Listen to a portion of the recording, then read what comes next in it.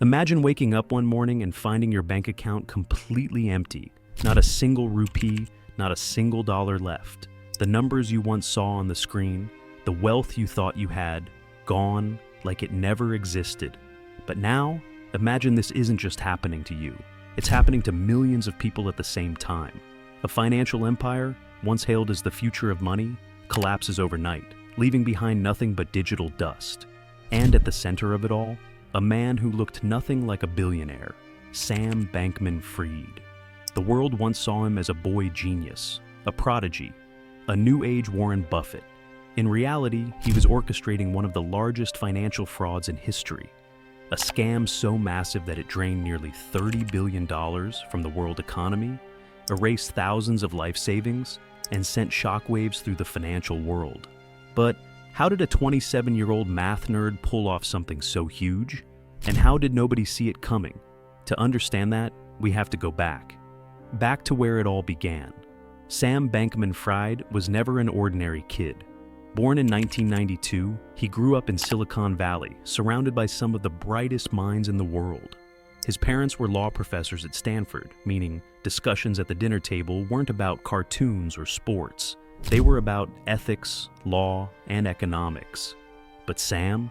He wasn't interested in law. He was obsessed with numbers. From a young age, he was drawn to patterns, statistics, probabilities. If there was a system, he wanted to find a way to break it. He wasn't the social type, wasn't into flashy things. What fascinated him were loopholes, ways to outsmart the game. After high school, he got into MIT, one of the most prestigious universities in the world, where he majored in physics and mathematics. But unlike his classmates, he wasn't interested in academia. He wanted to do something different. He wanted to find a way to make money, fast. And in 2013, he found it. Bitcoin. At that time, the world was just starting to understand cryptocurrency. People were still debating whether it was the future of money or just a scam. But Sam, he didn't care about the debate. What he cared about was opportunity. He noticed something most people ignored. Bitcoin wasn't priced the same everywhere.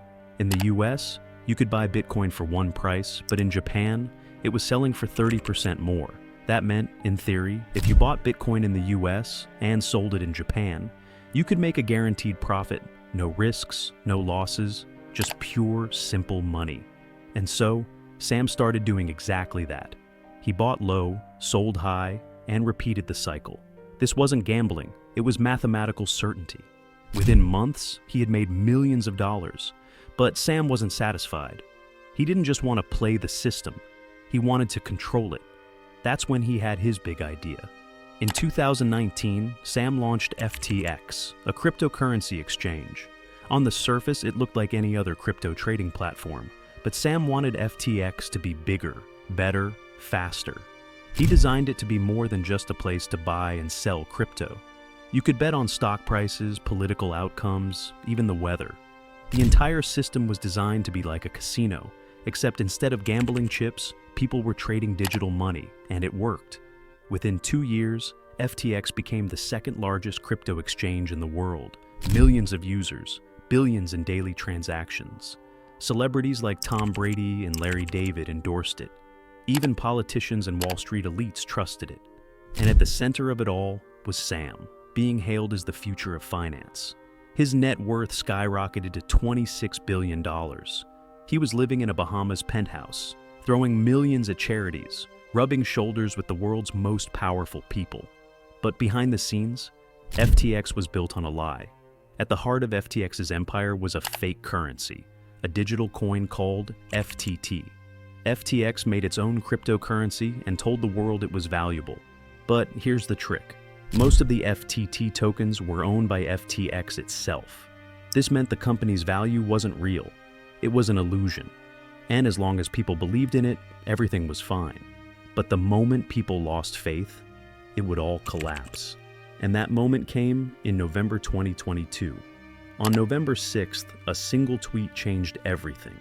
Binance, the world's biggest crypto exchange and one of FTX's competitors, announced that they were selling all of their FTT tokens. Just one tweet. 8 words. But those words set off a chain reaction. Investors panicked. People rushed to withdraw their money from FTX. In 48 hours, FTX went from being worth $32 billion to being completely bankrupt. Why? Because Sam had secretly taken $10 billion from FTX customer funds and funneled it into his private company, Alameda Research. And when people tried to take their money back, there was nothing left. Sam tried to save himself. He called Binance, begging them to buy FTX and bail him out. At first, Binance agreed, but when they saw FTX's financial records, they realized this was one of the biggest frauds in history. They immediately backed out. Within hours, FTX was dead.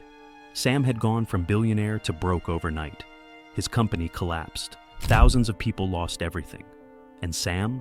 He was hiding in his $40 million penthouse, playing video games. A month later, on December 12, 2022, Sam was arrested in the Bahamas. The charges: fraud, money laundering, conspiracy. Prosecutors said this wasn't just a bad business decision. It was one of the biggest scams in history. Billions of dollars vanished. People's life savings gone. But Sam? He kept insisting it was all a mistake. He claimed he never meant to steal money, that it was just bad accounting. But the world wasn't buying it. The messy hair, the awkward interviews, the boy genius act. It was all a distraction from the truth. Because the biggest scams, they don't happen in dark alleys. They don't involve mysterious men in black suits. They happen right in front of us. On magazine covers, on TV interviews, in billion-dollar stadium sponsorships. The biggest scams happen when everyone wants to believe the lie. Sam Bankman-Fried is in prison now. FTX is dead. But this isn't the last time something like this will happen. The world runs on trust. Money isn't real. It's just an agreement, a belief. And as long as people believe in illusions, there will always be another Sam Bankman-Fried waiting for his turn.